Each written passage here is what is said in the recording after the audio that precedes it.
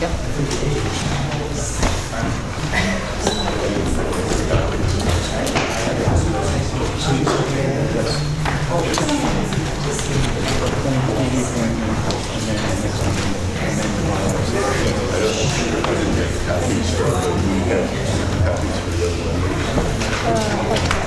do you need?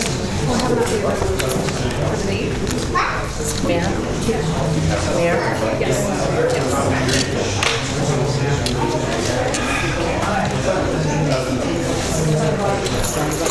No. I'd like to call to order the Schenectady City Council Committee meeting for Monday, July 1st. And Mayor, Sir?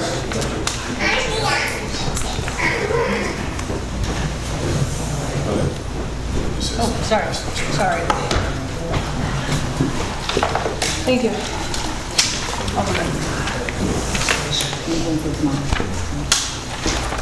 Thanks. Thank you.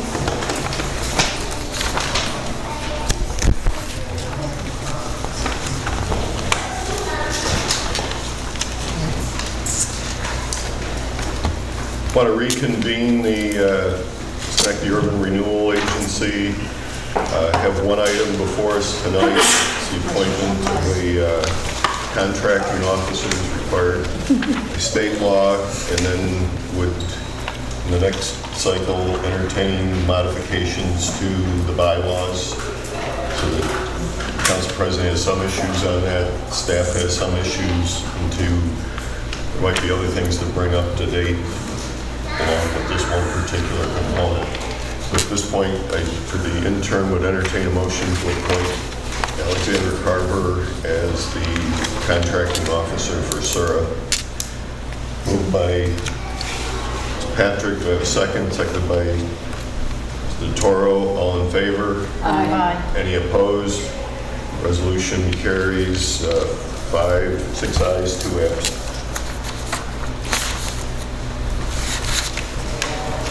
Is anything else to come before the agency? Entertain a motion to adjourn. So moved. Have a second? Second. All in favor? Aye. Any opposed? The agency stands adjourned.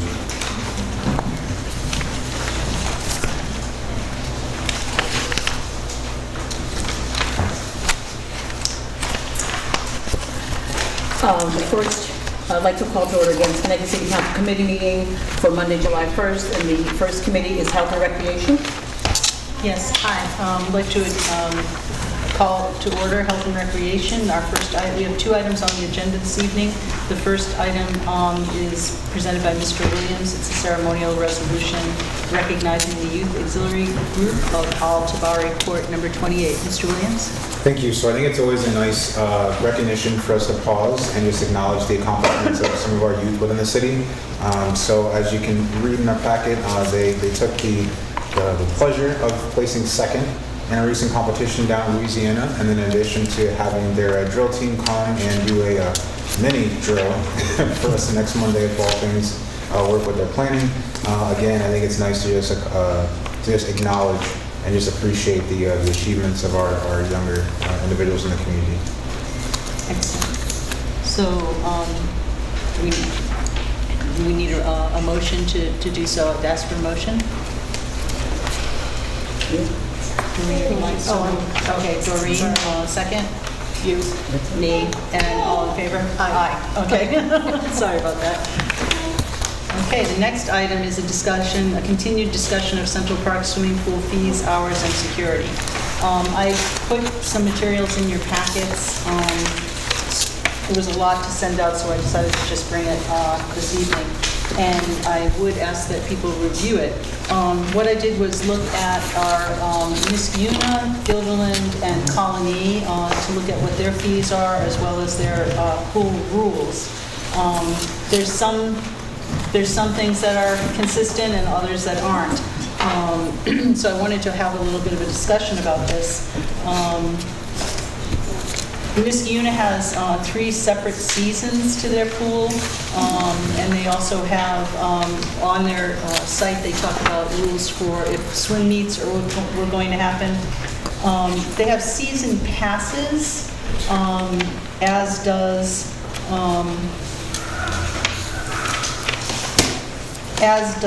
the Guilderland Town Pool. And actually, all three have season rates. And they're different between, the rates vary depending on how old a child is, whether somebody's a senior, whether it's an adult. So this is a lot of information. I think we may have to take a look at it and come back again. I'm hoping to have a meeting of the Health and Recreation Committee as well before our next meeting to review this information. Again, this is not the end-all, be-all, but it is the municipalities that are around us. There's no public pool that I can find in Scotia or Glenville, so jump in if I'm wrong there, anybody from Scotia or Glenville. But I think it's really important. I think what I've heard so far from some folks, I've heard concerns that there's been children in the pool with diapers. I've heard concerns that there's been glass containers in use. These are things that I don't think should be happening. So I think we definitely have to have some rules and have some posted rules. The other side of that is the enforcement of those rules. So again, we have youth employees that come to us through the Boys and Girls Club. So all of this are things that we need to take into consideration, and I'd like to bring up at a Health and Recreation meeting. And anyone would be welcome to attend as well, but we'd have to post that, et cetera. So I will get around to doing that as well. But does anybody have any comments, or has anybody else been hearing any concerns? Mr. Mancini and then Ms. Porterfield. So I actually have a question, and probably it would be more for the mayor in terms, because you mentioned it, Ms. Patrick, in terms of signage. So the signage would be separate and apart from the fee thing. So are we, I know that we talked about it a couple meetings ago about the signage. So will there be signage? We don't have to wait till we get through this process for the signage for the pool in terms of the rules. There was signage that was put up initially, and some of it was modified in the last couple days. That it, my understanding, it's been put up. I haven't been up there to actually see if it's been up. Not as of today, about 2 o'clock, I didn't see any there. And my other question was... Somebody will have a rough morning tomorrow. Well, I hope not. The other question was in terms of if we're going to be charging fees, we have to talk about considering how that staffing works. Right now, there's a person there from the Boys and Girls Club who is just taking names and ages. We would have to consider that. The town of Colonies Park, they actually have fobs, key fobs for residents. So residents have to go to town hall to get the fob. Also, it's this idea of residents, and in all of these cases, a resident can bring a non-resident guest, but it's not that a non-resident is getting into the pool without a resident hosting them. There's also, again, you'll see that there could be a limit on the number of non-residents that a resident can bring to the pool. So these are all things that we have to make decisions about moving forward. So I guess I'll try to have a meeting of the Health and Recreation Committee. I have to get with the other folks, and we'll have to come up with recommendations. So I would ask that you review this. Mr. Mancini, did you have a comment? Well, I wonder what current rules the Boys and Girls Club have in regards to the pool, and then possibly, they probably have mechanisms where they giving membership, they serve many youth in their clubs, so they may have existing methods where they may be taking photos or issue memberships. We can inquire into what they're currently doing and see if any of those practices would work, and if not, look to some alternatives. And the Niskayuna, is that for residents? It's for, this is for residents. Okay. Yep. I thought it was kind of neat that they also give their volunteer firefighters free season passes to them. Again, they don't get any compensation, but I thought that was kind of cool as well in this scheme.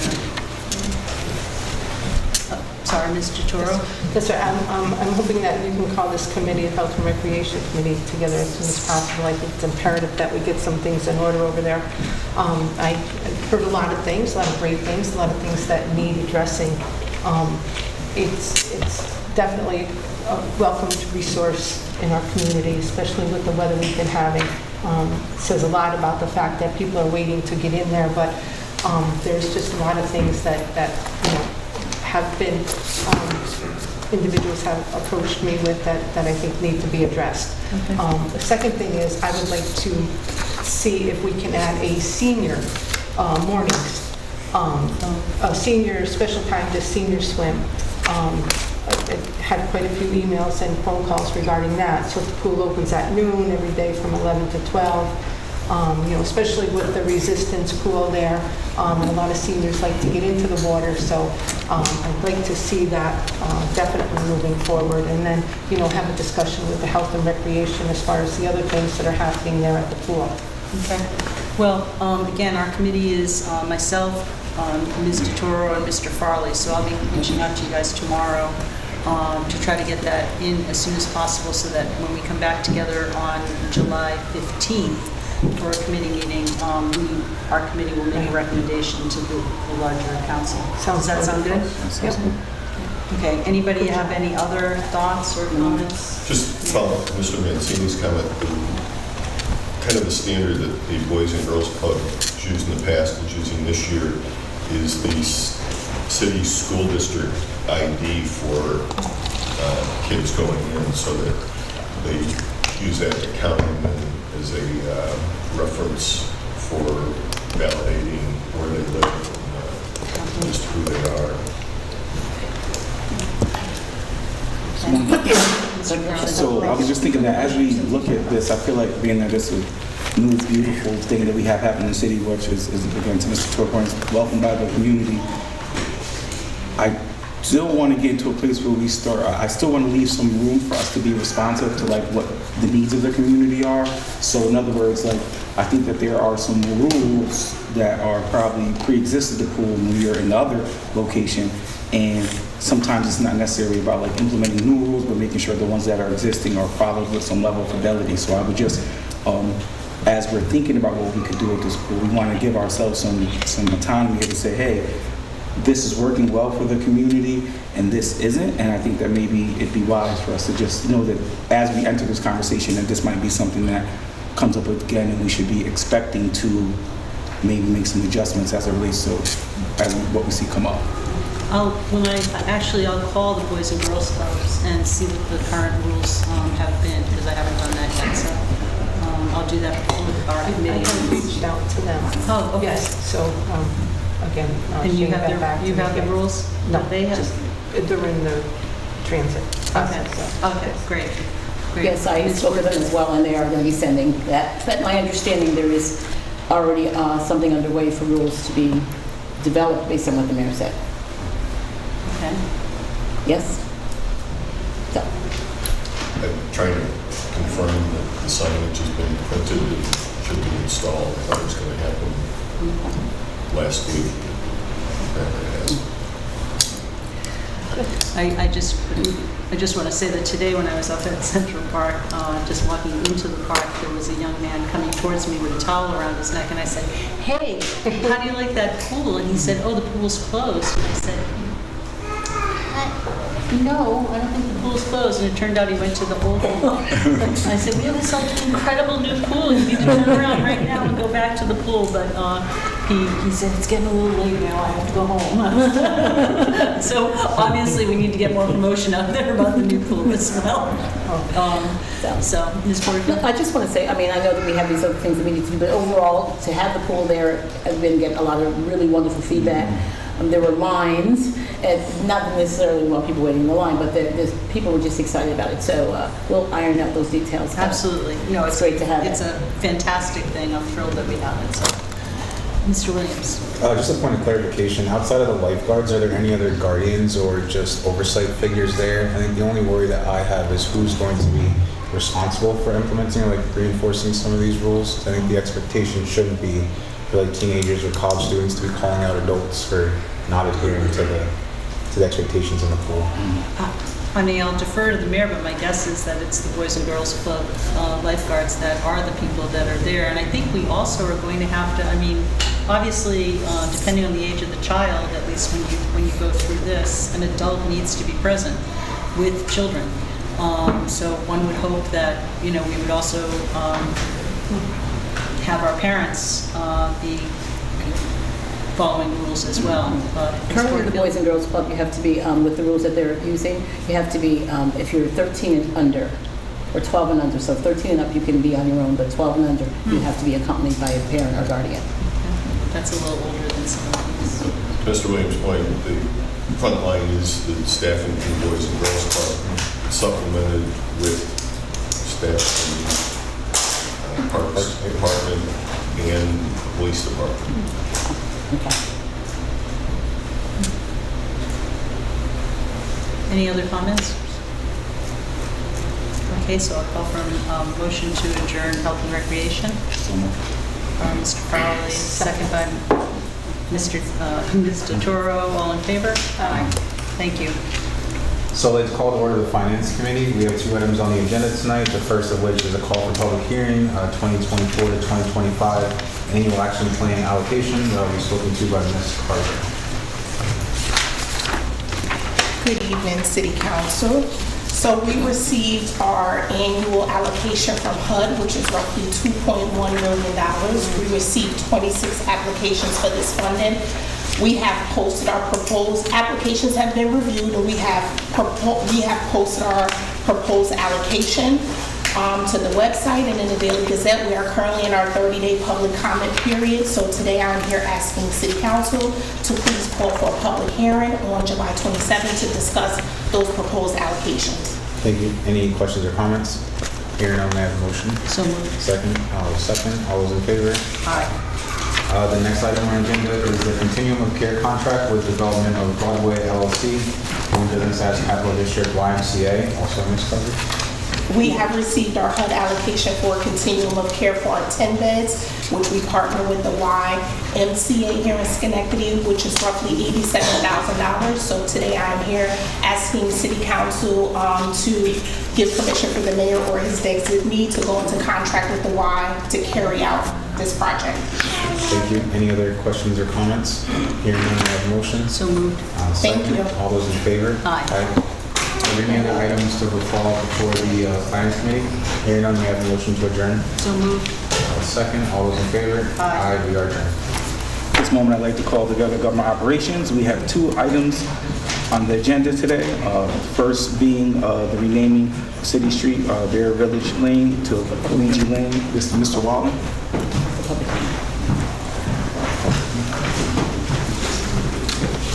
Hello, everyone.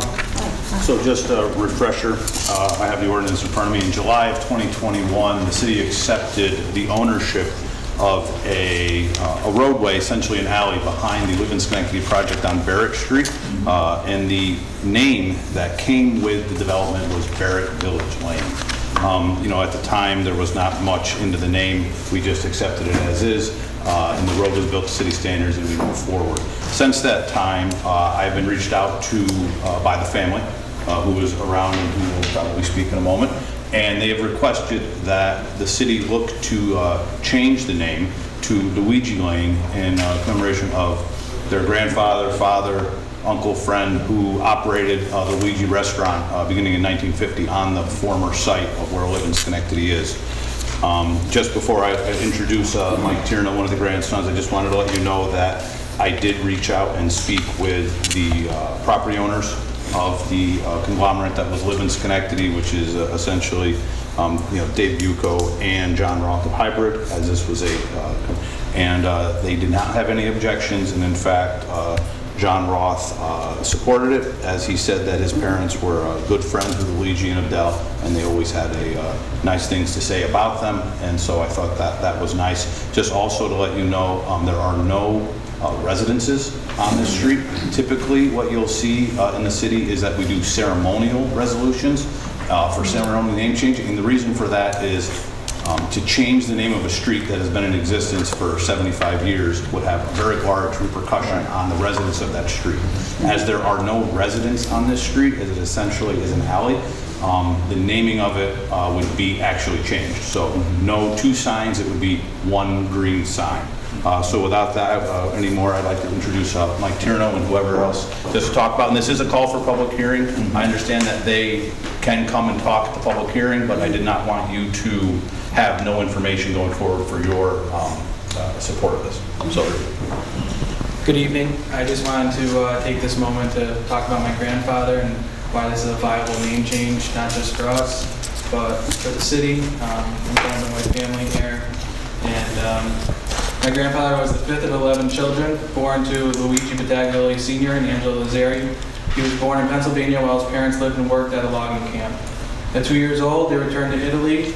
There, he was only educated until the age of 8 before he had to begin working to help support his family. In 1938, at age 19, upset with fascist Italy and the threat of war looming, he made a difficult decision to return to the United States. This meant leaving behind his siblings and family that weren't U.S. citizens. He worked as a cook in Manhattan for 4 years before being drafted into World War II in 1942, where he would serve in the Pacific. After the war, he reunited with many of his siblings and family, who had then relocated to Schenectady. He worked at the prestigious Van Carlier Hotel, now known as Schenectady Community College's Eston Hall. He took his wages from the war and everything he had saved and searched for a restaurant of his own. He looked into purchasing a restaurant called the Victoria on North J Street, and it was there that he met my grandmother, Adele Moret. The restaurant was owned by my great-grandfather. He used to joke that he went looking for a restaurant and ended up finding a wife. My grandmother and her 3 brothers were born and raised on North J Street, the gateway to Schenectady's Little Italy. In 1950, he purchased Stella's restaurant around the corner on Barrett Street and renamed it Luigi's after himself. With no formal education, but a work ethic that began as a child, he operated a successful restaurant during an exuberant period of Schenectady's history. Luigi's was a popular location for not just the residents and families of the city, but also GE and Alco executives, union professors, and city officials. Through determination, dedication, and hard work, he made his American dream a reality. He had a successful business, was father of 6 children, 12 grandchildren, had countless friends, and was happily married for 48 years. In 1981, he woefully sold the restaurant and retired after doctors told him that he was literally working himself to death. I'd like to briefly read a citation from his retirement ceremony that reiterates and reinforces some of the information I just shared. Whereas Luigi Battaglioli Jr. has recently retired from the restaurant business and his many friends have seen it fitting and proper to honor him at a testimonial dinner on this 27th day of October 1981 in appreciation of his services to the Schenectady community and divisions. And whereas Luigi, born in Wilkes-Barre, Pennsylvania, spent his boyhood in the hamlet of Caprilia, Italy, where he learned his culinary art, which he offered to his native country upon his return from Italy just before the entry of the United States in World War II. And whereas, although having a language barrier at the time, Luigi attained the rank of Master Sergeant in the South Pacific, where all of the commissioned officers were killed, Luigi was next in the chain of command and successfully led the remnants of a battalion of troops. Whereas Luigi's success was made possible because of Luigi's astuteness in picking Adele as his wife. Now be it resolved that I, Frank J. Ducci, Mayor of the City of Schenectady, New York, cite Luigi Battaglioli Jr. for his contributions to his country and the City of Schenectady, and wish him and Adele many years of peaceful and happy matrimonial bliss. Be it further resolved that this citation be presented to Luigi Battaglioli by my illustrious predecessor, former Mayor Malcolm E. Ellis, who was one of Luigi's closest friends. The name change will be a positive upgrade from the current street name and a way to memorialize a small piece of Schenectady history. It's also a fitting name to the Little Italy Schenectady neighborhood. I hope I have your support in this renaming and thank the council for your time. I'd especially like to thank Councilwoman Doreen DeToro and the mayor for supporting this proposal we placed on tonight's agenda, and the city engineer Chris Wallen, who has given me his time, support, and guidance. Thank you. Well, I think it's always important that anytime we get a chance to kind of highlight the legacy of people, our citizens, we should do so. Especially, this sounds like an amazing person who left quite a large footprint in the community. So, any other questions or comments around this? So I will, Mr. Williams. Well, I'd say I'd be remiss if I didn't say, even just taking aside his military service, your grandfather truly is the representation of just stepping forward and answering a call. I think on top of that, truly he represents the good nature of the members of our community and Schenectadians, and that they are hardworking, tenacious, very rarely looking for handouts, willing to do the work, and this truly is a reflection of all that. So excited to see this. This really is a nice moment, and I look forward to seeing this in the fruition. Thank you. Yeah, and I just would like to say I'm also happy to support this and glad we were able to move it forward and gave me the opportunity to have a reunion with somebody I went to middle school with. Yeah. I see some friends out in Marion School as well. Definitely honoring him with your presence today. This is awesome. So I'm gladly accept the motion for the cause public hearing. So moved. Second? I'll second that. All those in favor? Aye. Okay, thank you. Thanks Thank again. you. Can I quickly just interject? Yeah, Would you like the family, is it appropriate, does the family come to the public hearing and speak as well? They certainly Should can. they? That's up to them. It's Okay. up to I just you. wanted to because I didn't talk about public hearing, I just wanted to make sure, because this is kind of on the record, but the Yeah. public hearing, I'll talk to you about it after, but you guys can kind of put that on there. All right, thank you. All right. Have a good night, thank you. All right, you too. Thank you.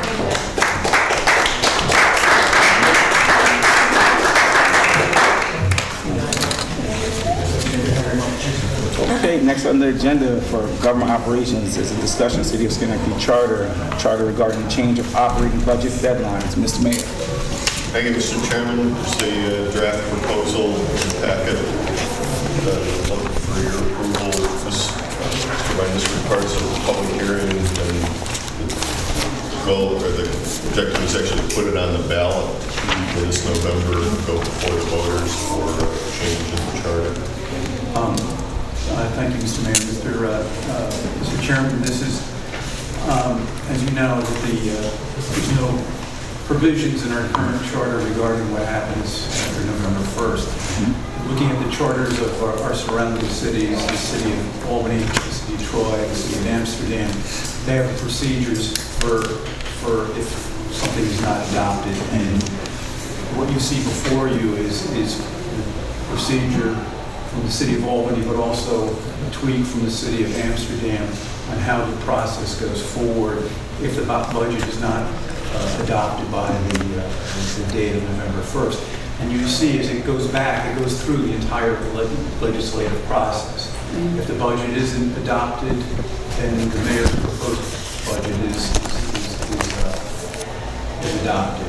If the council adds amendments, if those amendments aren't done, aren't taken, aren't acted upon by November 10th,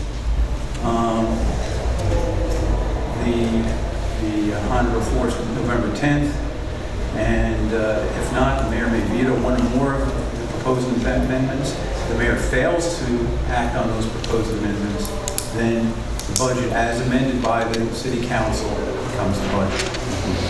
And if the budget if the mayor does veto it, on or before November 20th, the city council may override the mayor's veto on one or more of its proposed amendments. If the council overrides the mayor's veto, then the city operating budget with any items so overridden together with any changes not vetoed by the mayor shall be deemed adopted. And failure by the city council to act on the mayor's veto by November 20th shall result in adoption of the operating budget along with any amendments not previously vetoed by the mayor.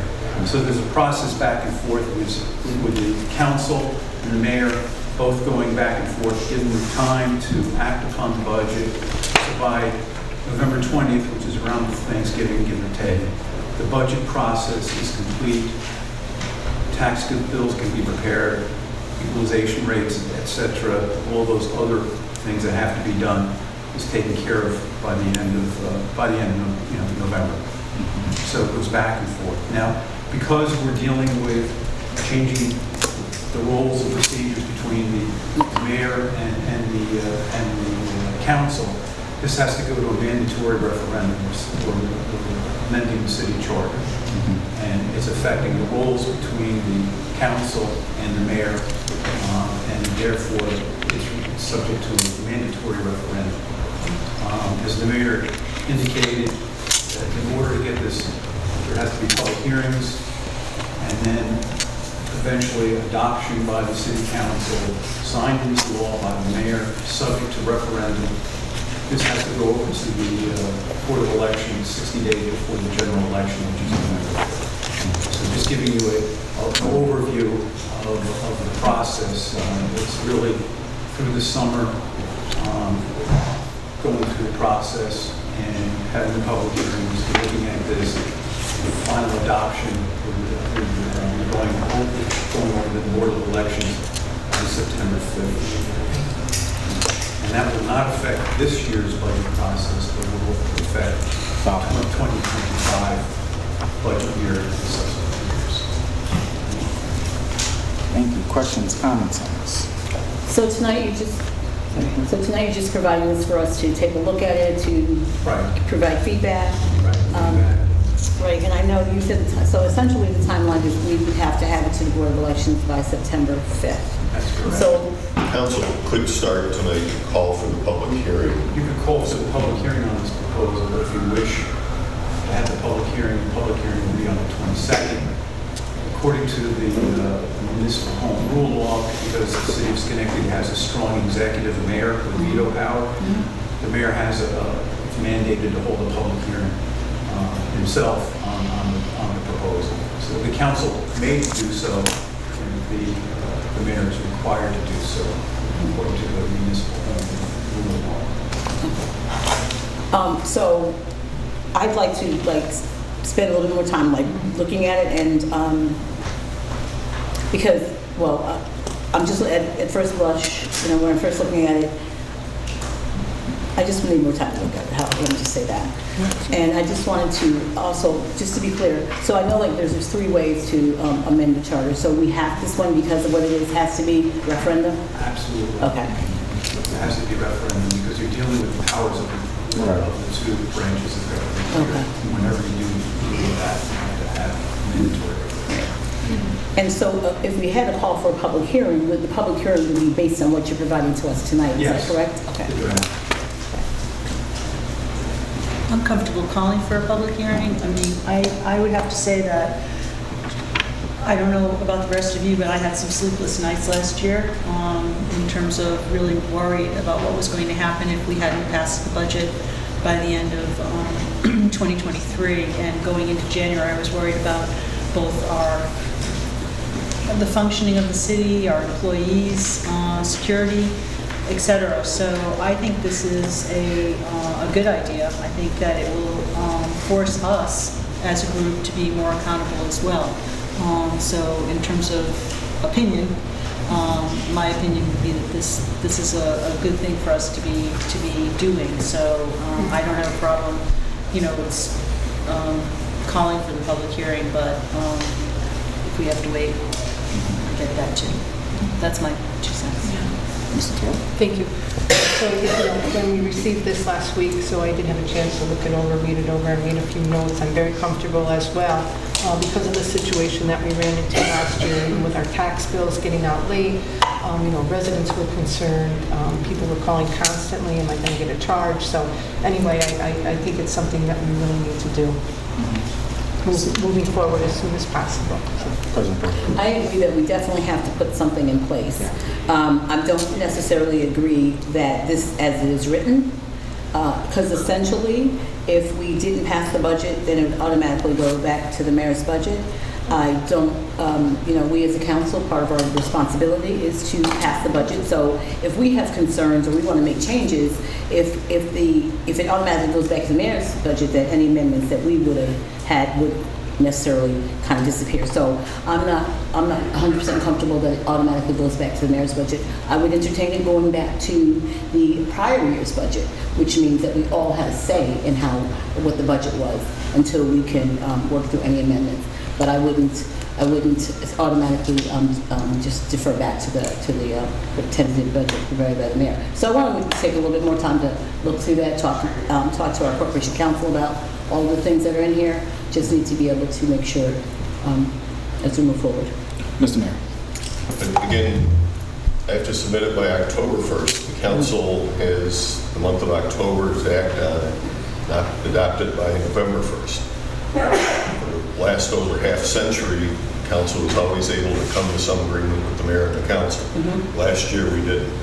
So I don't know, again, this is just codifying process that eliminates any ambiguity and puts everybody under a little bit of pressure.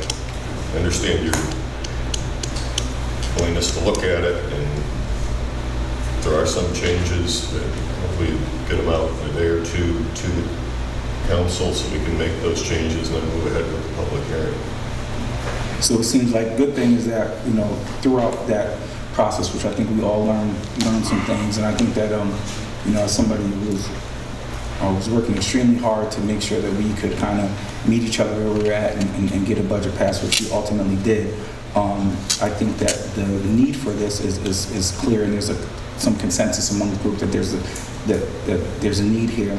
To President Porterfield's point, and kind of to what been indicated by Corporation Counsel, that this is something that really impacts the checks and balances of how we operate. So I think that careful consideration is not only a good idea, but it's definitely warranted in this case. So I think that, we do that, and to the mayor's point, we just do that as fast as we can, where we're not impacting the integrity of the process itself. So any other thoughts on that? Mr. Mancini? I would support moving it to a public hearing. I think these additions put in the necessary guardrails to avoid what happened last year, so I would be in support of moving this forward. This clearly is giving us kind of a timeline that we need to adhere to, so I'm in support of it. I would also kind of raise the point that I agree that about the necessary guardrails.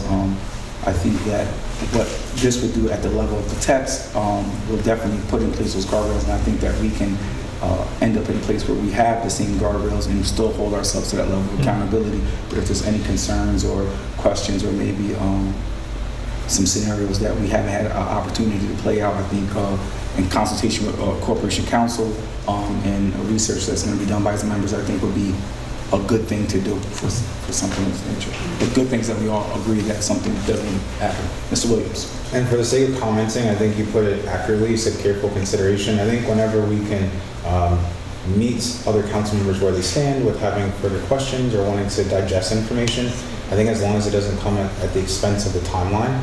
And I think already, and I applaud the mayor for ensuring that this topic was on our discussion prior to us entering this upcoming budget season. Corporation Counsel, correct me if I'm wrong, we have time. I don't foresee this exhausting all the time up until September 5th, but I think allowing 2 weeks or I think that is more than appropriate. And I do not think that comes at the expense of us passing this collectively. But yet again, I think meeting council members where they are, regardless of the topic, again, as long as it doesn't come at the expense of us passing said item, I don't think that's an issue. Any other comments, questions around this? Okay, so I'd like to have that time to take and bring it back in 2 weeks and make a decision then. I'm not ready to move it to a public hearing the way it is based right here. what's on the Can I agenda as have a a discussion? question? Sure. I just was wondering what your concern is. My concern, as I stated, is that if we don't pass the budget, that it automatically goes back to the mayor's budget. And then I feel like then we've kind of given up shirked our responsibility in terms of putting forth the budget, because No, I'll wait till, I'm just saying.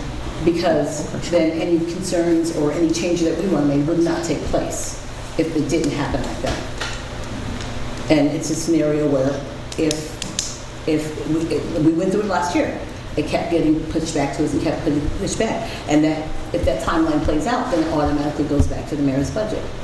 And I think that a budget that involves all of us having a say in it is the type of budget that we want. And in this scenario, it does not work out like that. So I want to look at it and see how we could change some of this so that the council does what it is members are elected to do, which is to help pass the budget. And we have to have some say in what that budget looks like if we're going to not just pass it. So those are my concerns. So we will have a say in what gets passed because of the timeline. I also want to, not to bring up arguments from last year, but again, I think we need to understand that our department heads work very closely with their expertise and their experience on the budgets that they then present to the mayor, and then they kind of go back and forth. So I think we will have input. We would have input into the budget. It just holds our feet to the fire in a way that I think is appropriate given what happened last year. So I'm not on this subcommittee. I would encourage the committee to, move forward with the public hearing. because I think we have all the information right here, and I think that Corporation Council indicated that Albany and Troy and Amsterdam have similar language in their Yes, they're all similar language where they have this process where they, when it's adopted, it goes to the council, override, et cetera. It's all this process.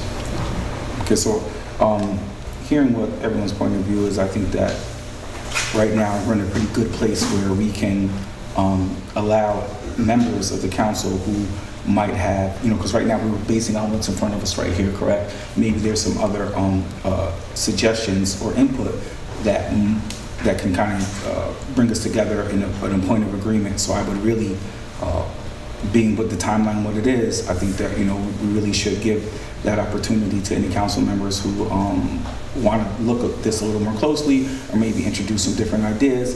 And again, it won't impact our timeline. The good thing is that we all are in agreement that something needs to happen.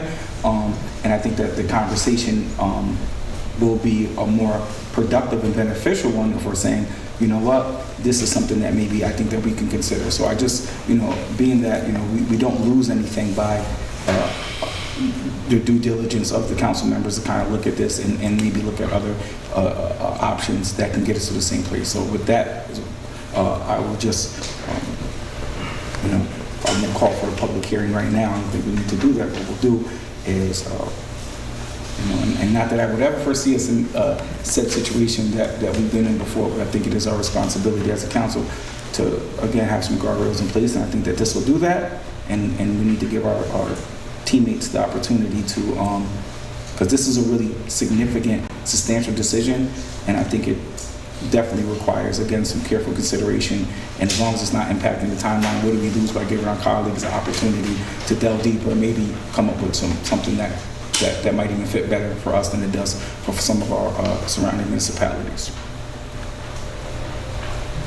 Any other thoughts or questions on that, President Porterfield? I would just ask that Mr. O'Brien, if you could just provide for us the other municipalities information where this was derived from. Yes, that would To be part of the consideration. Right, that wouldn't be a problem. All right, thank you. But just to be mindful of the timelines. If there's a veto and overriding the time, if you're going to override the veto of the mayor, whatever you come to, and goes to the mayor and it's vetoed, you have 30 days in which to override the veto. And I think at that point you have to be mindful of the time. Mm-hmm. Absolutely, I think. Yep, I think that we understand that, and if President Porterfield, if Mr. Mancini is saying that, hey, we want to look at this, I think that I would encourage all our council members to do so, as quickly as possible, as long as you're, again, not compromising the integrity of the decision that you arrive at, because this is a pretty consequential piece of legislation. So, yeah. So, with that, I will entertain motion to We'll bring this back in 2 weeks. Well, sure, we can bring it back in 2 weeks if that's. Well, we have to. Well, no, what I would say is that if we, the mayor was saying, in a couple of days, hopefully we could, have something to him to, for his consideration or for larger consideration of the group. I was going to say, when we say we'll bring it back in 2 weeks, that doesn't mean that we won't do our due diligence within that timeline. No, we'll definitely do our due diligence, and we want to make sure, this is a change to our charter. It's significant, and we want to make sure that all council members actually, I know Mr. Rivera is absent today, and sometimes that happens, but this would also give him time to be able to provide any input. And can I also just say that as this was brought up, I took the opportunity to look at the charter in its entirety, and it might just be time for an overall revision of the charter, because even some of the language in there, like a constable, we hadn't had constables, I can't tell you when. So this might be a time where it came up, and I was like, well, let me look at this. And so maybe we may want to look at the entire charter and make sure that everything is as it should be. Not this time, though. I mean, at this point moment.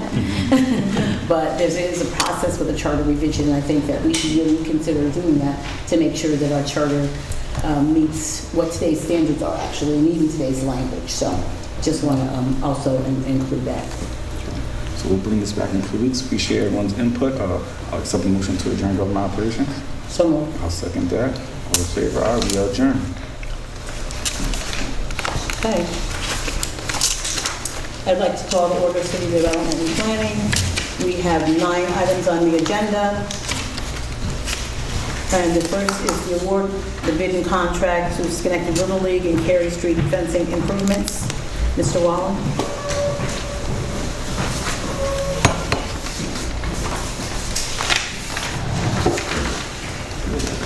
Hello. And working with the Schenectady Little League and the Neighborhood Association that is working on Cary Street Park, the city put out a joint fencing bid. The bid is for fencing improvements, mostly just replacement of fencing at the Schenectady Little League, which is Oregon Avenue Fields, as well as a replacement and installation of fencing on the Cary Street Park along the basketball court and the playground. We received 3 bids. The low bid was by Tally Construction. We did call 5 references, including a reference in the city of Albany for a peer that we work with. All the references came back fine. We are looking to award all of the alternates as it was in budget, and the budget will be split between ARPA funding that was set aside for Little League improvements and facilities funding, as the park is not part of the Little League. So in terms of the Oregon Avenue, and I know that's where the ARPA money is, so this is the fencing, but are there other things that are also going to be happening in addition to that? I know it's not part of this. Correct. Yes. So now that we have our budget number, we wanted to see what the budget number was. So when we received this, since it was under the budget that we had, we then issued a PO for a new scoreboard. So the scoreboard is actually ordered. It was underneath the value that we needed to bid. So the scoreboard is ordered. City forces have been there. We've repaired some of their septic issues. They have had volunteers donate time to help with the roofs. We are also working with them on other projects, as is the clearing of the fields.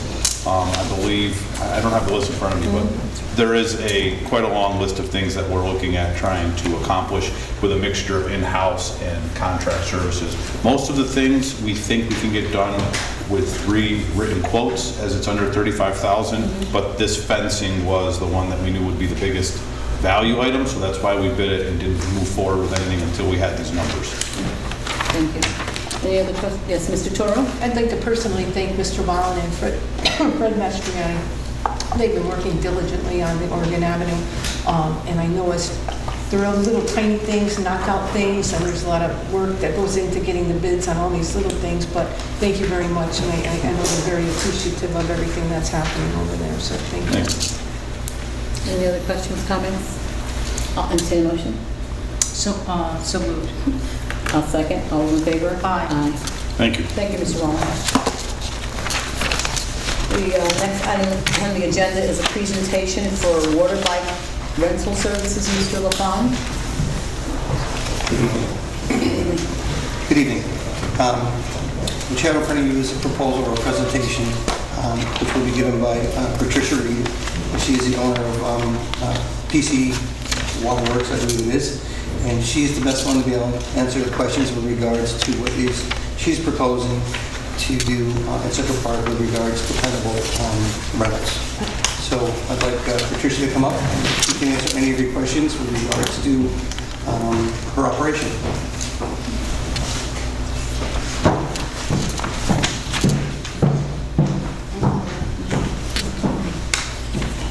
Hi everybody.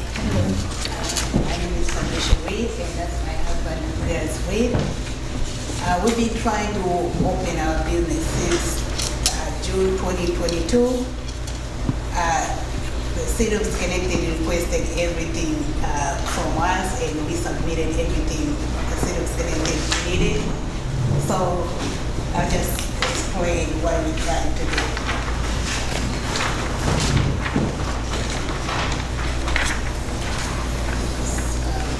So PC Water Rights LLC would like to bring a new business to Central Park, Schenectady.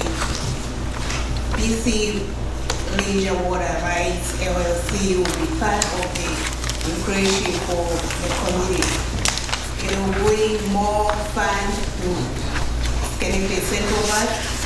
It's a rental business. We'll be renting our 3-wheel tricycle, motorbike, pedal boat to customers.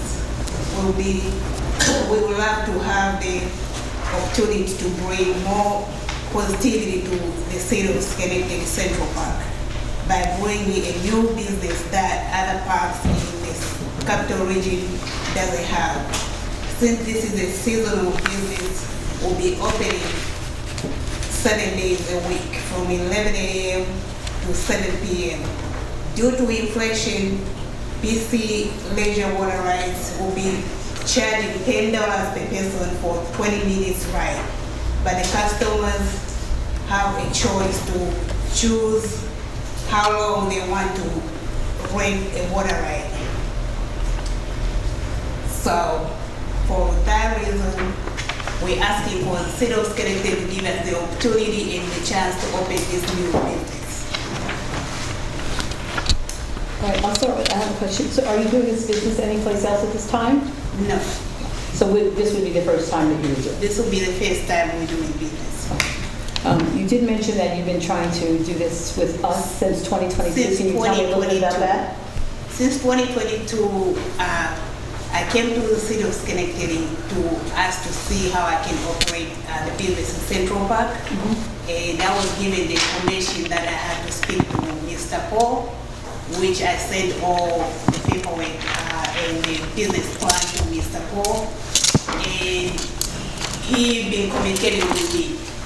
And then he gave the paperwork to Mr. Will Dean. I was working with him. Then I was told this year he's no longer working for the city of Schenectady. So we had to go back to Paul, so I had to start from the beginning. So thank God Paul has been calling me and communicating with me, letting me know what I need and what's needed for us to be able to open the business in Central Park. And also in your business plan, it says that you would be you only have one staff person doing this? Could you expound on that a little bit? Say that again? How many staff people would be present at It would be Central only Park? just me and my husband at this point. Mr. Mancini? I was almost expecting to see the paddle boats that I'm used to seeing. Yes, so I have that because I know everybody will think like it's the regular paddle boats. This is something different that nobody has in the capital region. That's why we try to bring this to the city of Schenectady. Yeah, So it's something like this. Right, no, I see. I don't know when I was hoping, I was expecting when I saw the paddle boat, those typical paddle boats that are lowered to the. And this is how it works. As you can see the video, I think that's cool. Did you ever see this? Out here, Are they any more or less safe than the typical ones we're accustomed to seeing, or more difficult to navigate? say that again? The paddle boats that I've seen, the ones. The old one, the one you sit down in paddle. So these, are there any more risk of it tipping or more difficult to navigate? No, you just ride like you're sitting like a bike, but you're sitting down just right. They're just way cooler, Joe. Yeah, I like that. So this is the new one, like, it's a new one. So we asking for the city of Schenectady to give us the opportunity to bring this business to Central Park. Ms. Patrick? Yes, so I just wanted to ask about life jackets. I wanted to ask about liability in terms of the city versus the owner of the company, as well as, again, back to the rules discussion that we were having about the pool. I mean, what would be the age limit in terms of how old would someone need to be able to get this? If you're going to get into negotiating terms and conditions of the contract, that it should be done in executive session, most of generic conversation done in public session. Any of the details would be more appropriate in executive session. Madam Chair, I would say that if we're going to go into discussions about the terms and conditions of the proposal as proposed, we should go into an executive session. But I'll just tell the council that the charges for the rental of paddle boats shall be set by resolution of the city council. I'm sorry, would you say that again? Fees for the rental of paddle boats shall be set by resolution by the city council. In other words, the city council sets the rates. Whether this was a city-operated function or a private operator's function, the ordinance is clear that the city council sets the rate, and that's pursuant to 186-21 sub B. And also there's another section of the city code under codes for public use. The charge for use of a boat or a canoe shall be set by resolution of the city council at the time it approves the contract for the license. So it's quite clear, and those were all done by resolution back in 2017 as amended previously. So the rates are not set by the vendor, the rates are set by you. So I think at this point, if we're going to get into the proposal in detail, then we probably should do that in executive session, because that's the terms and conditions if we're going to grant a license for the use of facility, city facility. So the question about life jackets, is that something, does that need to be there, or those kind of things, can those kind of Life things be jacket, discussed? the proposal has that, and then also it's also covered in our city code, what is required. But I don't want to get too much of a deep dive into all the sections of that particular proposal at this point. Well, Ms. Patrick just had a question about the life jackets, and is that going to be, are they going to be available? The life jackets will be provided with life jackets to all customers. Thank you. Mr. Williams? So first I wanted to say, definitely excited to hear about a new venture. I think Schenectady definitely thrives on its small businesses, oftentimes requires them to maintain the viability of our community. I did have a few questions. You mentioned that it was going to be $10 for 20 minutes, but I see in the pricing structure, hopefully, all right, cool. So I didn't know if there was I guess 20 minutes and 30 minutes, but I guess we can discuss that later. Also, in your contract, it said that you pay a fee of $250. Would you mind just explaining that? Even if she presented that? Yeah. If we're negotiating the contract. Well, I mean, not negotiating, getting a definition of where she came from. I think, we can bring that back if the council wishes to negotiate with that. We can put that right into the proposed vendor concern. But I just think that, So the question is, what they're proposing? for the general question, what's the proposal amount?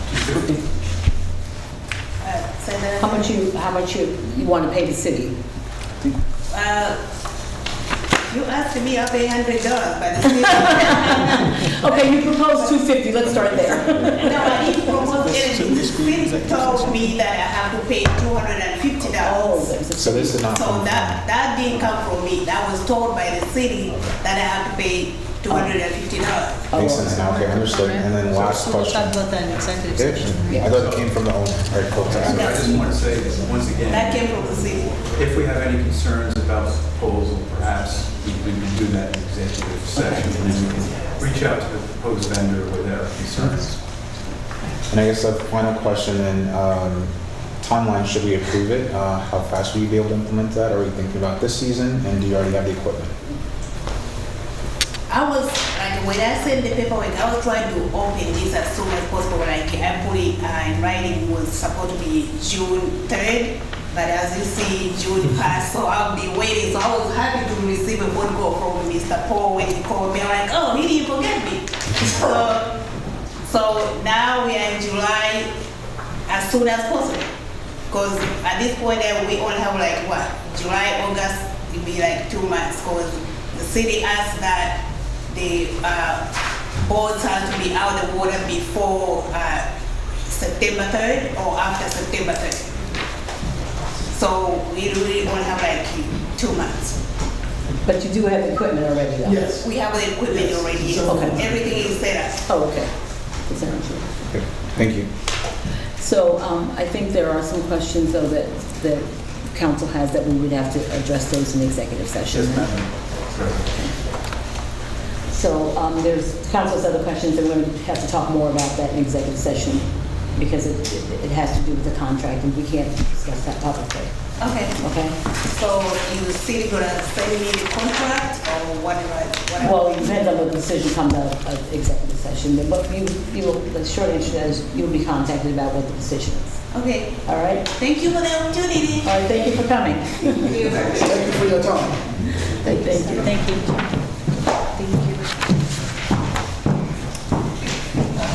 All right. The next one is the review for the amendments to the city code and proposed changes to the City of Schenectady Historic District Ordinance. And the public hearing was on June 24th, 2024. And all of you have that in your packet. In addition to that, you also, there was one piece of legislation, that we received emails and then also someone came to speak at the public hearing, and they followed that up with the email as well. And it had to do with the number of people on the commission. As far as I know, that was the only area of concern that was brought up at the public hearing.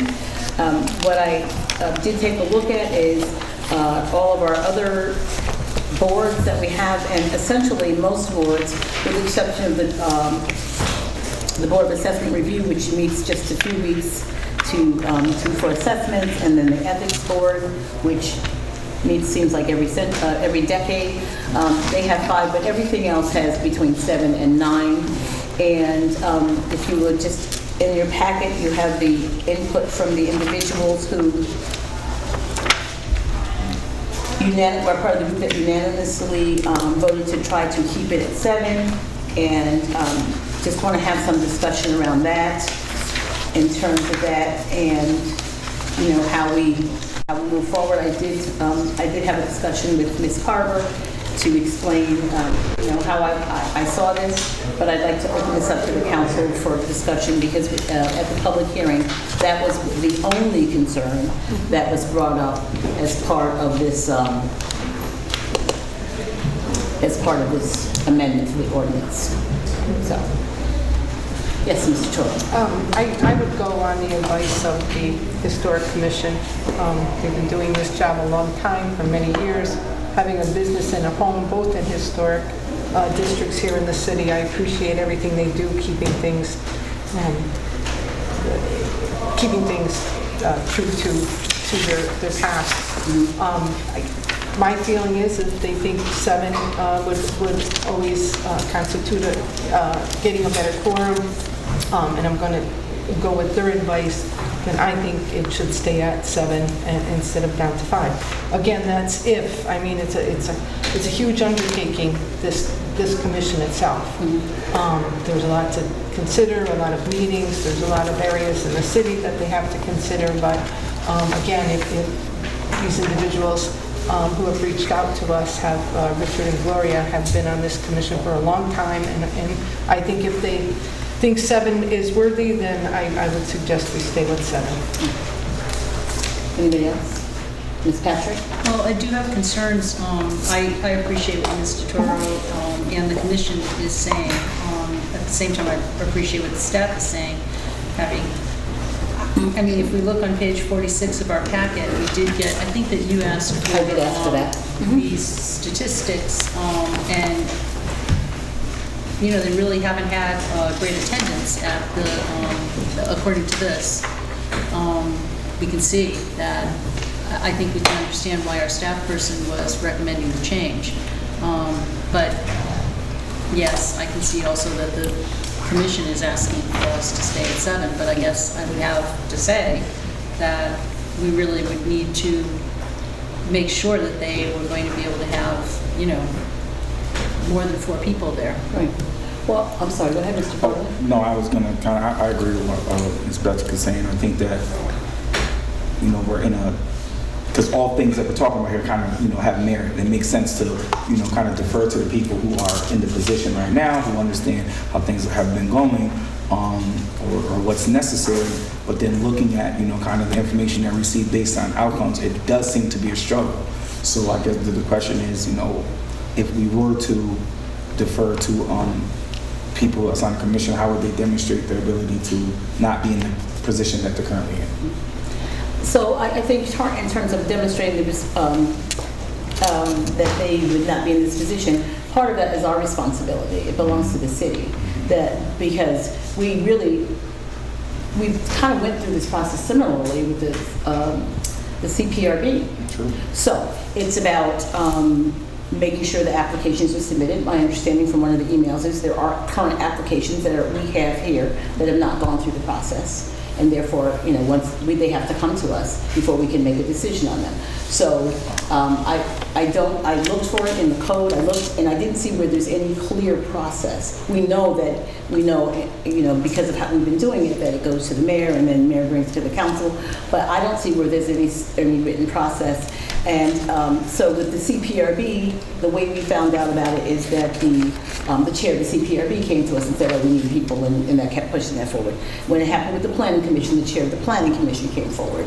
When it happened with the Bureau of Assessment, the Board of Assessment Review, our staff member who works with that particular board told us. So we've got it varying ways. So I think part of it is the process, and we have to make sure that we have the process. And then once we have applications that they're acting on in an expedited manner, so that there is not this from November till May like we had with the CPRB. So part of that is making sure that we have all the information, and all people that need to have the information are aware, and the applications move through the process in an expedited manner so that people can get the quorum. So it's not entirely, I would say that the board has a responsibility to say, hey, we're missing. But what is the process? Who does it go to? And how do, once applications get here, we make sure that applications move through the process?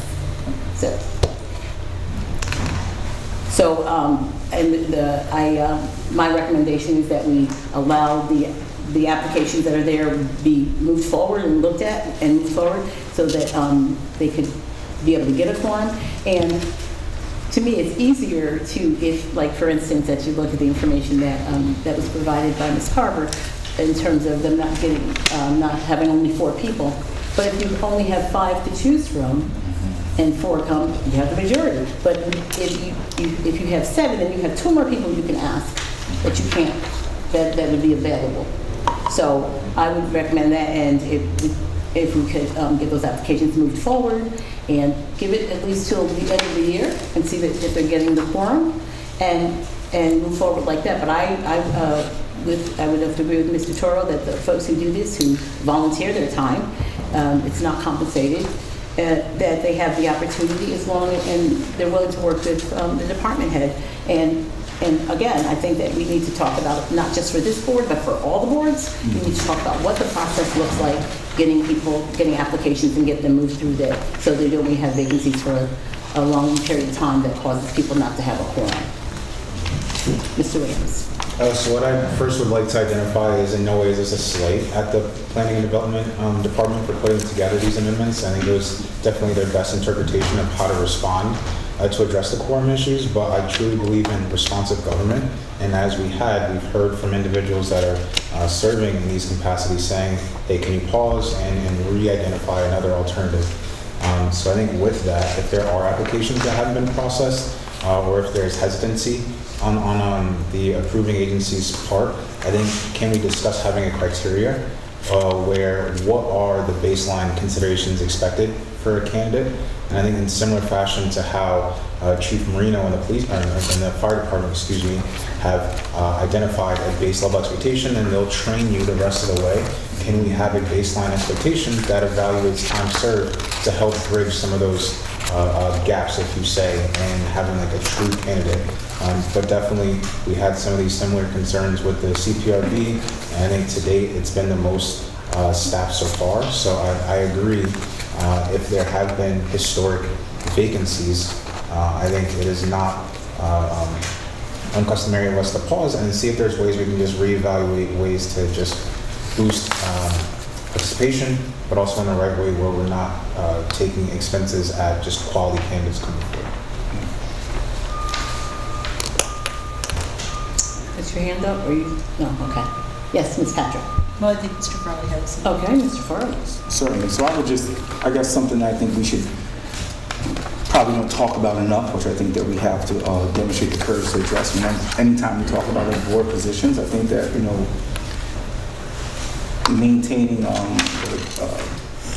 a larger board, I think gives more people opportunity and gives us a better opportunity to have a more diverse and inclusive board voice. And I think that So that's something that we have council members, no matter what we're doing, any decision we're making, we should be looking through an equitable lens.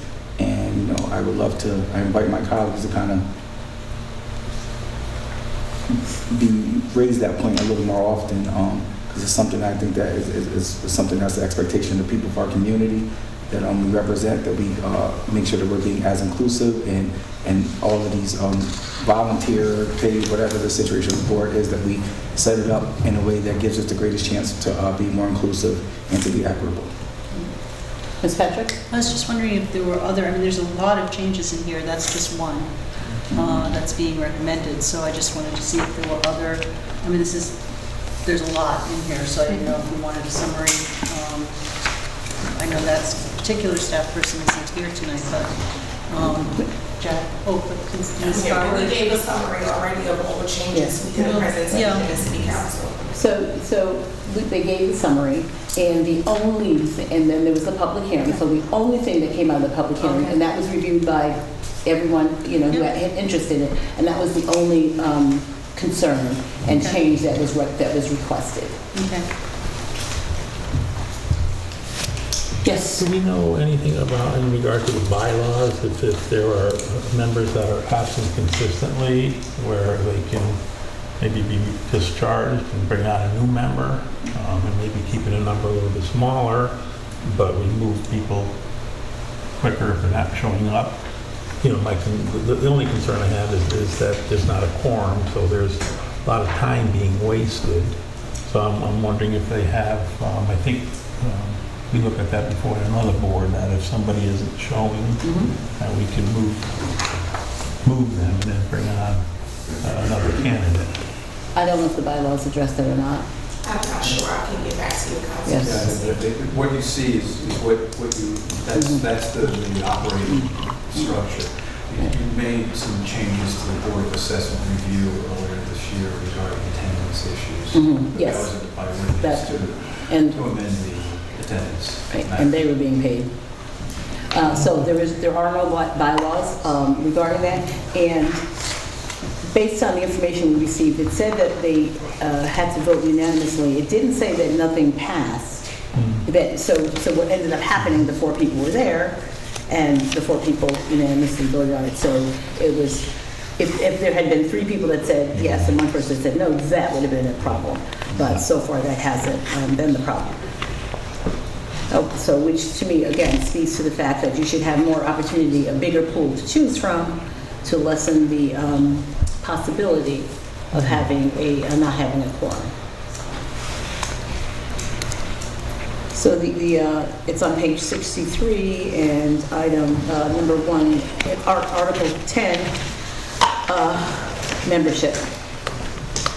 So the way it's being proposed is that it should go down to 5, and then 1 alternate member to serve in the absence of a member. And Mr. O'Brien, the 1 alternate member was an addition when it was requested was to change it from 5 to 7, 7 to 5. You would just want to keep the 7 and everything else leave the same? Yeah, that's what I'm hearing. The consensus of the council, just change the board is, you know, keep it, in other words, the draft is amended, but the actual code is not, because the code is not, the code is decreased. The amendment is asking for a decrease, but you don't want to do that, so just the proposed legislation just has to be amended to reflect 7 instead of 5. Yes. Membership. Yes. Is that any other change regarding that? You're all good with that? Okay. Yes. So we'll just change the draft. For it to be 7. Sure. I don't know that this is something that needs to be addressed in this, but I think it should just be noted that, because I heard you say at least to the end of the year to see, and then we could revisit something like that. I think that's a good.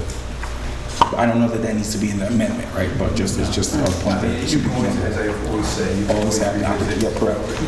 At any time, you can always bring Just saying back. for clarity, expectation, transparency purposes, I think it should be noted. So, would you pass a resolution, a motion tonight to amend the proposal to reflect the number to remain at 7 out of the 5. Yes. And then the council, then the ordinance as proposed can go before the council next Monday. Right. Well, that has to pass out of committee. That means that Ms. I'm okay. I'll move it. Go ahead. So if we stay with 7, the stipulation, 1 alternative member, that's removed? Yes. Yeah. They're just going to, the membership part will be unamended. And I just do want to, like, and I guess you talked to the mayor's office about this, to make sure the applications that are there, would they be in your office? The applications that have been submitted, would they be with your office at this point? That's my understanding. Okay. So if we could just make sure that if the council, if they're acceptable to you, that you would move this forward, because then that allow them to have the quorum and not be in the same situation, have the same conversation a month from now. And so the council was going to reduce the number. I wasn't going to overstaff the board. Oh, you were? I was not. Oh, okay. Well, so we're not we're looking to leave it at 7. Okay. So I will put in a motion to accept this with that one change of leaving it at 7 and taking out the alternate. So that's Article 10, Section A, 1A. So otherwise, we accept the other changes as indicated by our staff. Great. I'll second that. All those in favor? Aye. Thank you. The next item on the agenda is the review regarding amendments to the Schenectady zoning ordinance relating to the Hamilton Hill Development Plan, also referred to as Schenectady 40 project in the area of Albany, Page, State, and Schenectady Street. The public hearing was on the 24th of June. So we had the public hearing. Actually, no one came to speak at the public hearing. And what is before you now is that we would have to pass those amendments to the zoning. And it was unanimously, the Planning Commission approved the rezoning unanimously.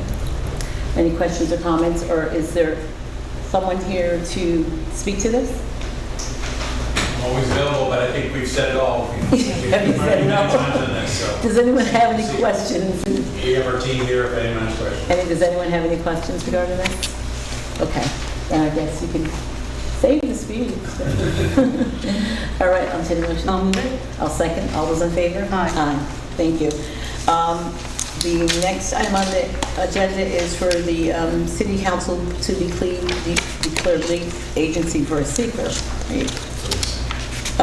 For the same project, the Hamilton Hill redevelopment plan zoning change for Schenectady 40. Any questions, discussion, or would you have anything to? Okay. Steve? It's not declared the agency. Declare, the negative declaration, right. Is there something, Mr. No. O'Brien? It's a negative. Okay, negative declaration. I'll move it. I'll second. All's in favor? Aye. Thank you. Actually, the mayor's name was on that. Sorry, Mayor. So your name was on, I apologize. Did you have something you want to say? No, it's, at this point, I think it's all pro forma. A lot of time and effort in this, and I'm glad it's coming to a conclusion. Yep. We're all good? Thank you. Great, thank you. The next item on the agenda is to revisit a discussion about reducing the city's speed limit to 25 miles an hour and other safety traffic measures. Ms. Patrick. Yes, well, I just wanted to bring this back forward again. I think we need to be able to move forward on some of this. We've heard from various residents about the concern about speeding and other types of traffic infractions that have been happening. The concerns that I brought up last time had to do with how we would go about educating, how we would go about with making sure that we were enforcing. Again, I think we need staff to be able to talk with us about which streets would be 25 miles an hour. Because there are some streets that we know we wouldn't want to put down to 25 miles an hour, but as we've said over and over again for the last few years in bringing this forward, even bringing down the speed limit from 30 to 25. There's research that shows that that has an impact on pedestrian safety for sure.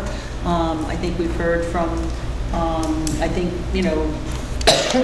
Chief Clifford's not here, but I've heard from a couple of members of our police department that if we were to lower the speed limit, then we could at least know that people might go 30 instead of 25. It gives them a little bit more flexibility in terms of being able to issue tickets. So I don't know the next step. I think obviously there'd be some budgetary issues in terms of changing the signage. Again, the signage is primarily at entranceways to the city.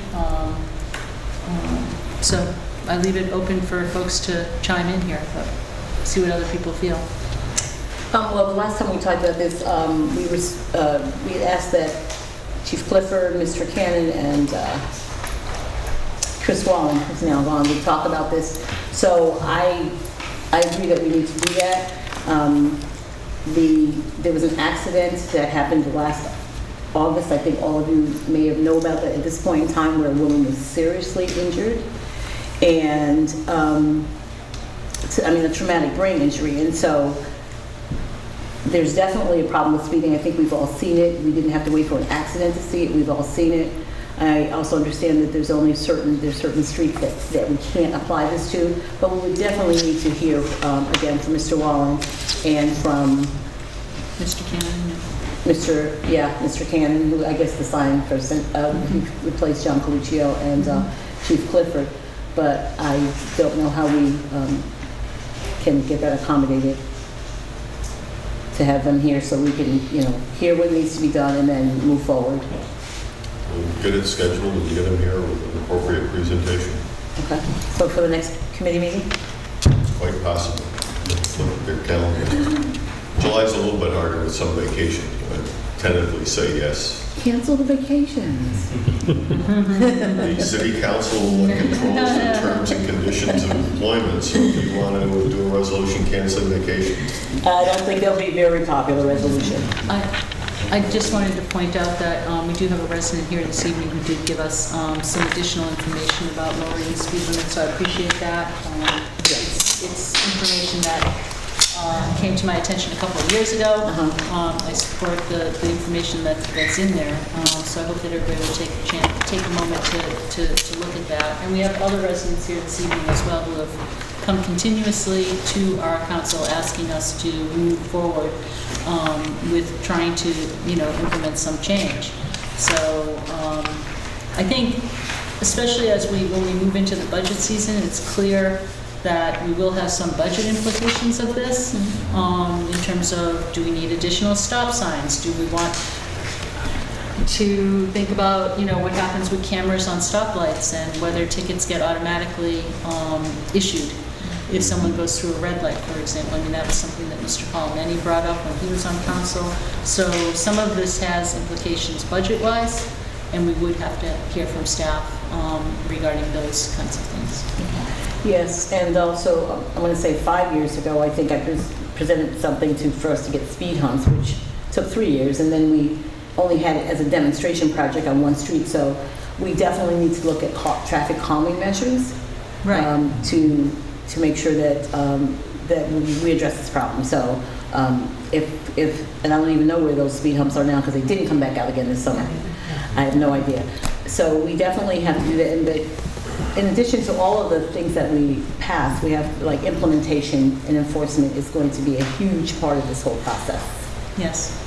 Yes, Ms. Patrick. And I do want to say, I was expressing this to a resident that called today, but I've really racked my brains. I know this is going to sound really wacky, but I mean, one of the ideas that I have is whether we could approach something like AAA to see if, they would offer a free defensive driving course to residents who, I don't know. I mean, all of this would have to be worked out in terms of a program, but I know I myself did that during COVID when we were stuck in home, before vaccination time. I took that defensive driving again for the second time in my life, and I know that it has influenced my behavior as I drive around the city, and I would hope that that might have an impact as well. So we have to try to come up with some other creative ways to, the behavior issue I feel is just so fundamental.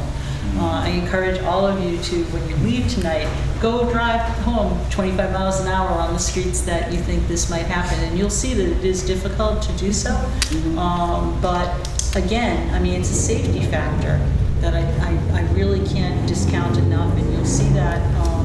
Again, this handout is definitely some of the things that I saw when I was first researching this. So please pay attention to this, and let's try to get the staff here and try to come to some decisions about this. Mr. Williams. So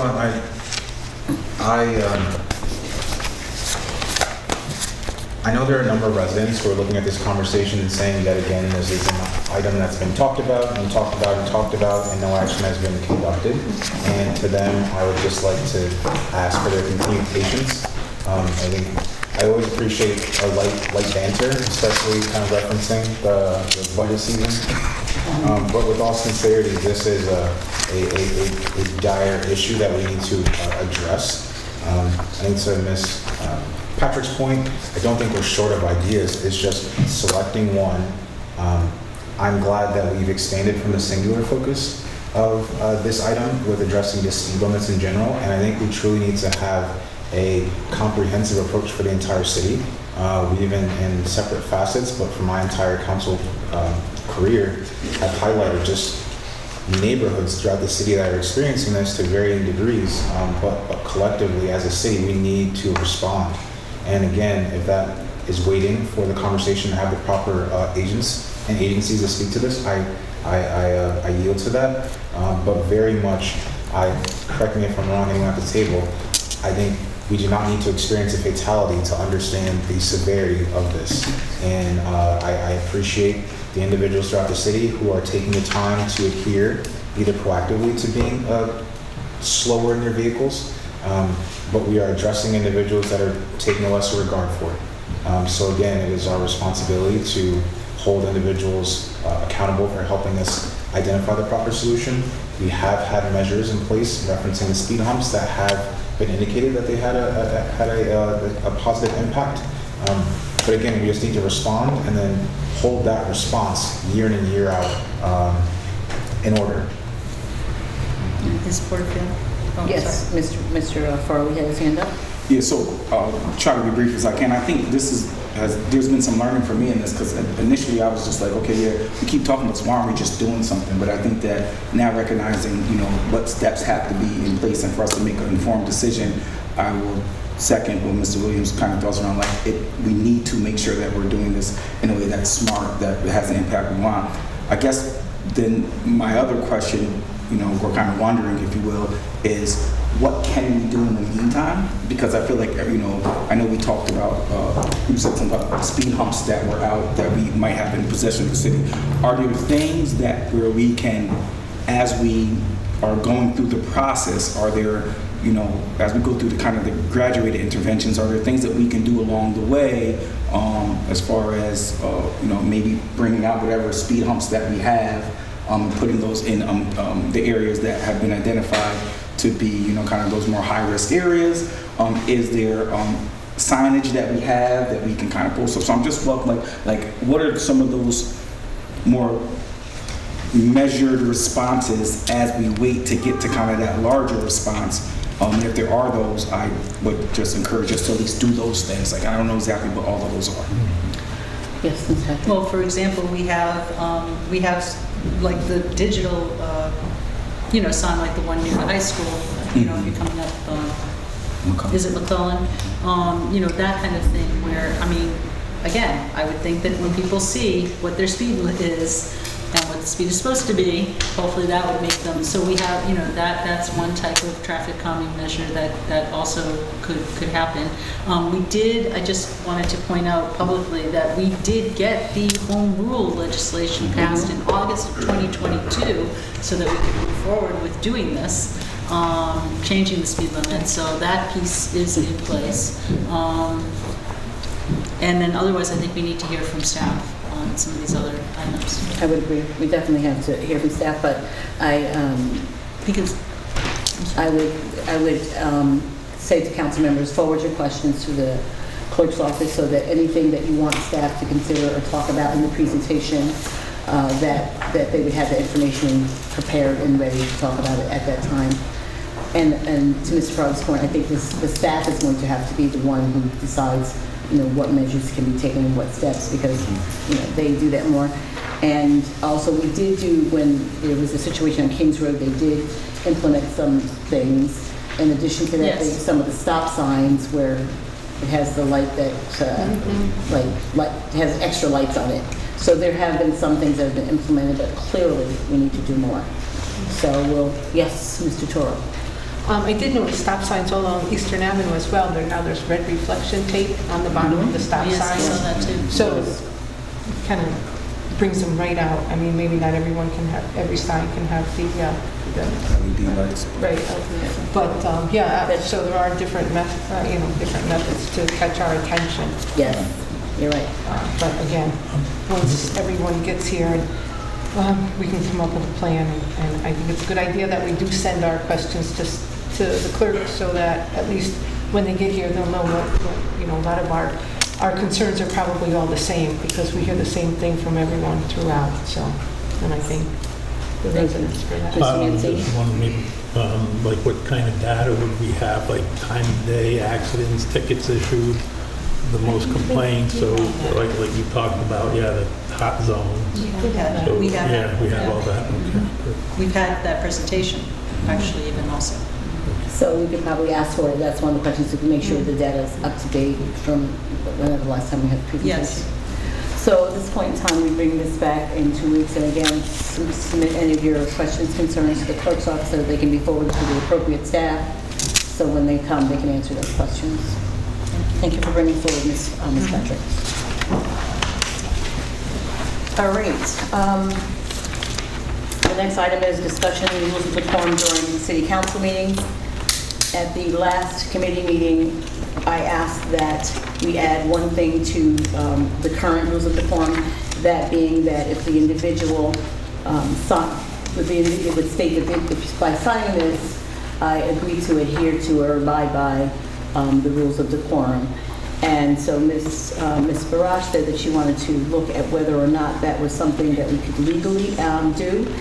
And so I'll just let her, she presented some case law, which all of you should have a copy of. And I'll just let her present what her opinion on that is. Thank you, Madam President. As the chair, you are the one who can run the meeting, so you can enforce the rules that you would like to enforce. I've provided you a case law for a discussion, and if you have further questions, you can present them. So based on the case law really talked a lot about violating people's Fifth Amendment rights. And I don't see asking people to say that I'll adhere by the rules as violating their Fifth Amendment rights in any way.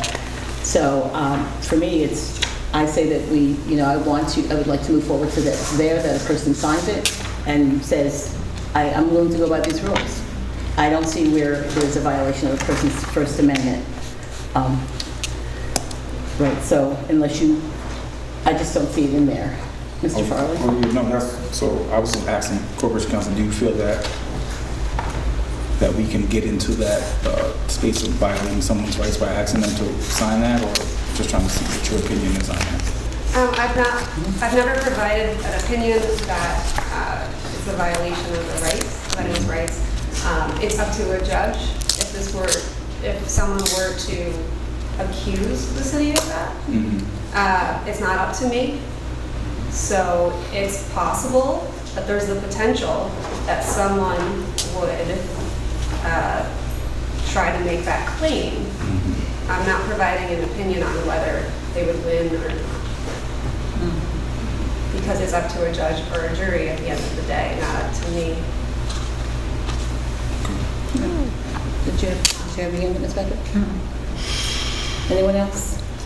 So our question is, when they sign in, there's the rules of Decorum. and that they're going to follow it, is what we're asking. And then if it's your interpretation as to if they violate that, then you can, That's currently already like that. yeah. That's already there. If someone starts to swear, you've seen it, and like, then they get stopped. This is simply saying that I'm willing to do that. I think it's already implied, but I'd like to see it just added to that. Yes, Ms. Patrick? And again, I think what we talked about at the last meeting was that it could be at the top of there could be a statement at the top of the sign-in sheet that indicates this is what you're signing. I don't know the language that we would use, but I'm just saying, once they sign their name onto that sign-in sheet, it would mean that they were agreeing to whatever was at the top of the sheet. And that's what I'd like to. And then I do think that, again, Council President maintains that order by virtue of, announcing what the rules are, and then keeping people to task as they speak, which, you do. So I just would like to add that to the rules of decorum, just so it's there and people are clear.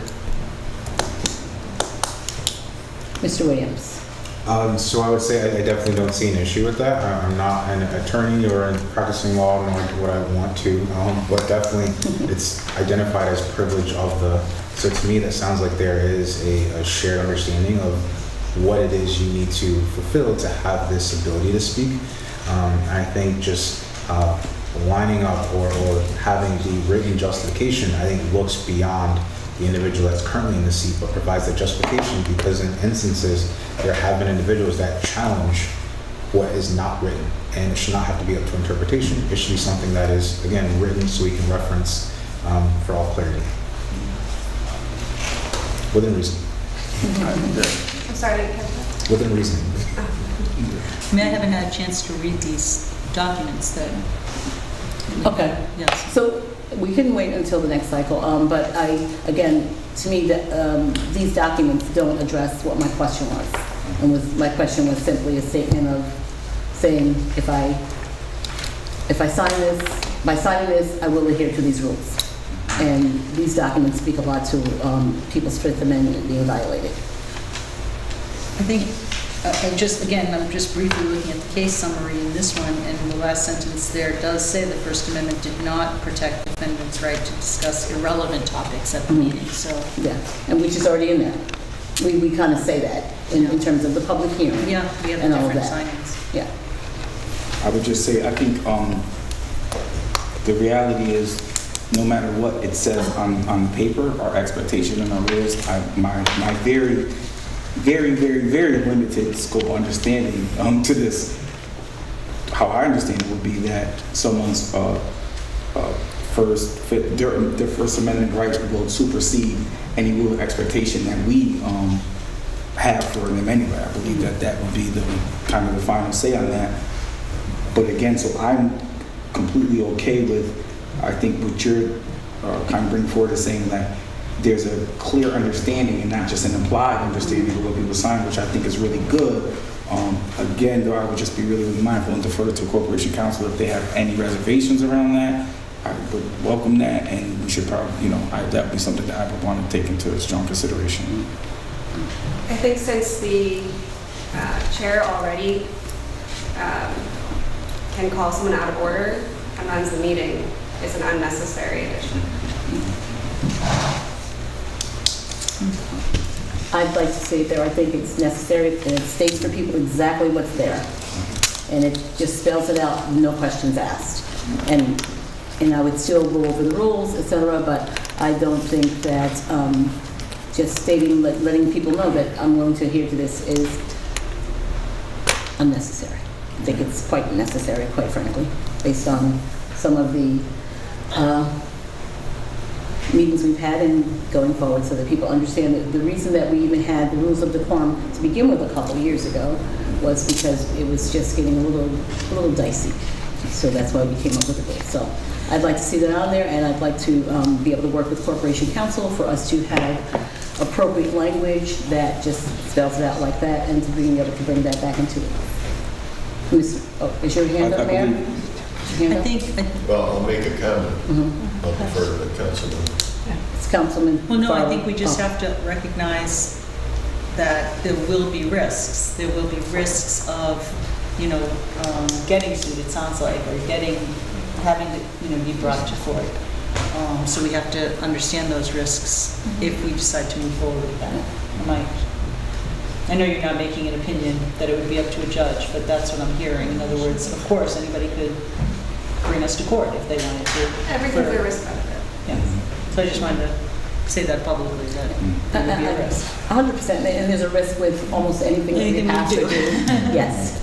Mr. Farley? Yeah, and just for clarity, my question, wouldn't necessarily be about whether it's necessary or not. I think that that's well within the wheelhouse of the council and to experience the meetings, whether you think it's necessary or not. My question is more along the lines of, because it makes reasonable sense to me, okay, I would support it, but I want to make sure that we're deferring to Corporation Counsel to make sure that we are in, legal parameters and minimizing the likelihood of us ending up in a situation that we don't need to be. So that was really.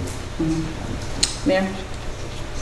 What's your end goal? You put the rules down, which people already know or should know. Somebody violates it. What are you looking to do? My end goal is, already when people violate it, I tell them, my goal is just to state for people in the very beginning that our expectation of you is that you will go by the slides. That's it. So, and I don't find that. You don't need the Corporation Counsel or any other staff to do it. It's your prerogative. Have the clerk put it on the list, put it there, and we're done with it. The end becomes, what do you do? Do you rule somebody out of order? Do you recess the meeting? Sergeant at arms, you bring the police in, we can remove somebody if they're really totally out of line. But seem to be overly complicating something solely within the prerogative of the organizational structure of the clerk's office and the council president. Well, that's what I thought the last meeting. However, Corporation Counsel said that we need to have a legal opinion on it. You seemed unclear. I was very clear. I don't mean in, okay. I think there would have to be some consequence, though. I think that's what the mayor is asking. So, when I look at, again, I've only briefly looked at this, but it looks like we would be saying, okay, someone would be removing this person from our chambers. And Robert's Rules of Order cover a lot, which the way the council, 28 of the code explains that Robert's Rules are what we abide by unless it's otherwise. So Robert's Rules covers those things. Yes. Yes, Mr. Farley. And I would just say that this might not be, I don't see this necessarily as a reactive thing. This can kind of be a proactive thing that reduces the likelihood of us getting to that place, right? So where people understand that when you sign up, you're not just signing your name to speak on this list, you're signing your name to speak on this list, and there is a shared understanding of how one will conduct themselves by speaking in this way. And if that's clear to someone, then they're less likely to the mayor's point, to get way out of line. And I think so that there are things that are in place to address if people do that behavior. I think that this is a pretty low risk way, as long as it's constitutionally sound, a low risk way to minimize the risk of that happening. So based on what the mayor says, we can just do that through the council. So I still would pass the language just to make sure if Corporation Counsel is open to it, to make sure, but I don't think the language that I actually submitted did not, but just basically said you'll abide by this rule. So we will have that ready for the next council meeting. Any other questions or further discussion on this topic? Okay, the last two items are for executive session, and then we have to also bring back the discussion of the water bikes. So I'll look for a motion to go to executive session to talk about property sales and also the contract for the water bike rental services. I'll second. All's in favor? Aye. So in executive session, and members of the public will have to leave.